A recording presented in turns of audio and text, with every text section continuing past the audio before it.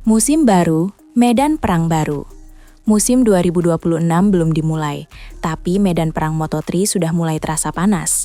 Veda Ega Pratama, pembalap muda asal Indonesia, bakal menjalani debutnya di kejuaraan dunia Moto3 bersama Honda Tim Asia. Tapi tunggu dulu, sebelum ia sempat memanaskan mesin di grid start, sebuah peringatan keras sudah dilontarkan oleh rival bebuyutannya, Brian Uriarte. Pembalap asal Spanyol ini bukan nama sembarangan. Juara Red Bull Rookies Cup dan FIM Junior GP 2025, serta rekan seangkatan Veda.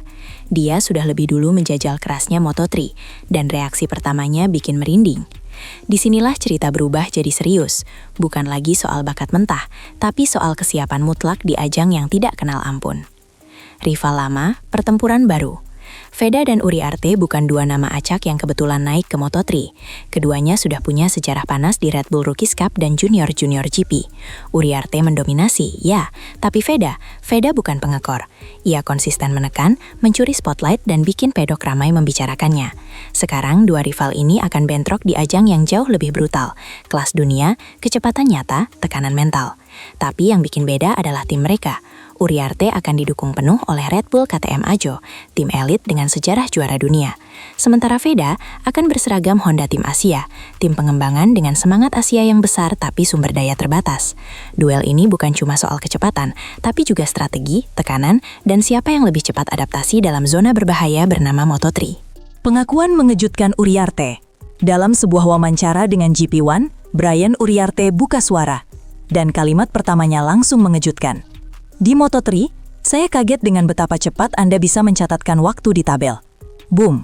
Itulah realita Moto3 yang sebenarnya. Hanya 4-5 putaran, dan semua rider sudah menyentuh batas waktu optimal. Tidak ada waktu untuk santai. Tidak ada sesi latihan pemanasan macam di kejuaraan lokal. Dari awal, semua langsung gaspol. Dan yang lebih menakutkan, margin kesalahan super tipis. Satu kesalahan kecil, satu tikungan terlambat ngerem, bisa bikin pembalap terlempar dari 5 besar ke posisi 20 dalam hitungan detik. Ini bukan peringatan biasa. Ini alarm bahaya yang wajib diperhatikan oleh Veda dan semua rookie lainnya. Realita brutal Moto3.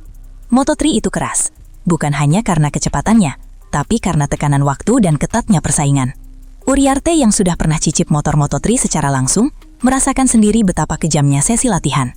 4 lap dan kamu harus langsung masuk tabel waktu, katanya. Artinya, kalau kamu lambat adaptasi, kamu bukan hanya kehilangan waktu, kamu bisa kehilangan seluruh akhir pekan. Veda harus benar-benar siap dengan fakta ini. Bukan lagi soal jadi yang tercepat di Asia, atau jadi raja tikungan di Katalunya. Ini soal ketahanan mental dan refleks setajam silet. Tiap lap, tiap detik, tiap tikungan adalah hidup mati. Tidak ada tempat untuk kesalahan, apalagi untuk ragu-ragu. Honda Tim Asia versus KTM Ajo. 2 rookie, 2 nasib, 2 jalur. Uriarte dipersenjatai dengan KTM Ajo, tim yang menghasilkan banyak juara. Sedangkan Veda, ia memikul harapan jutaan fans Indonesia dengan motor Honda Tim Asia, tim yang dikenal fokus pada pembinaan, bukan dominasi. Di atas kertas, Veda tertinggal. Tapi jangan salah, justru disinilah karakter asli pembalap diuji. Bisakah Veda membalikan keadaan? Bisakah dia mengejutkan pedok seperti saat dia bikin kejutan di Rookies Cup Mugello? Semua akan bergantung pada satu hal, seberapa cepat dia memahami karakter motor dan seberapa berani dia menekan sejak awal.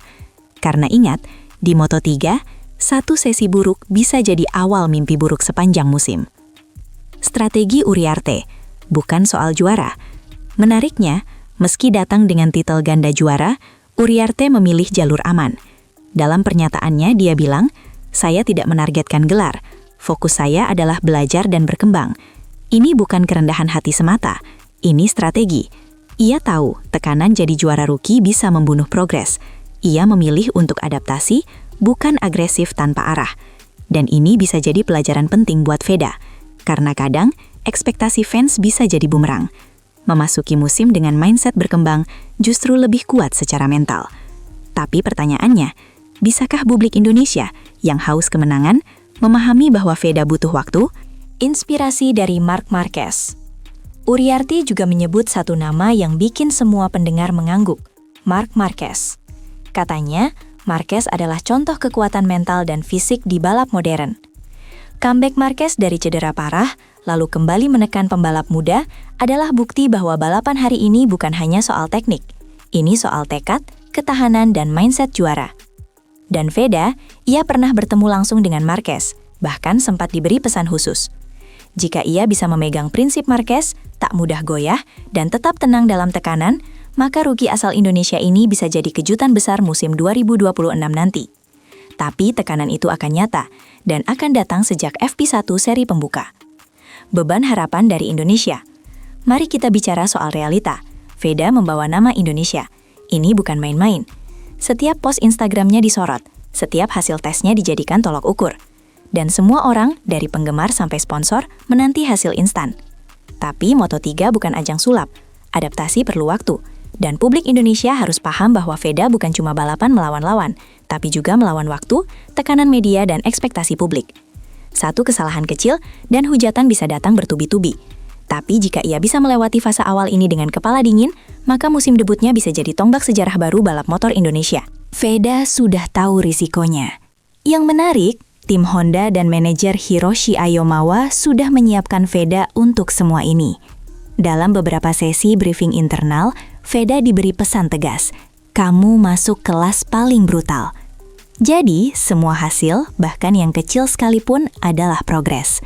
Veda sendiri dalam beberapa wawancara bilang bahwa dia tidak memasang target muluk. Tapi dari bahasa tubuh dan performa tes JRS lalu, kita tahu bahwa Veda adalah tipe petarung. Ia mungkin diam, tapi dalam setiap lapnya ada api. Dan api itu akan diuji habis-habisan mulai seri pertama musim 2026. Musim debut, misi nyata dimulai. Jadi kemana arah kisah ini? Apakah Veda akan tenggelam dalam kerasnya Moto3? Atau justru muncul sebagai kejutan Asia yang selama ini ditunggu-tunggu? Satu hal pasti, musim debut ini bukan tentang piala. Ini tentang adaptasi, ketahanan, dan bukti bahwa Indonesia layak bersaing di panggung dunia. Dan ingat, Moto3 bukan soal siapa tercepat saat start, tapi siapa yang tetap kuat hingga lap terakhir musim ini. Veda Ega Pratama sudah bersiap, tapi dunia tidak akan menunggu. Selamat datang di Moto3, tempat di mana mimpi dibayar dengan keberanian. Dan satu kesalahan kecil bisa jadi akhir segalanya.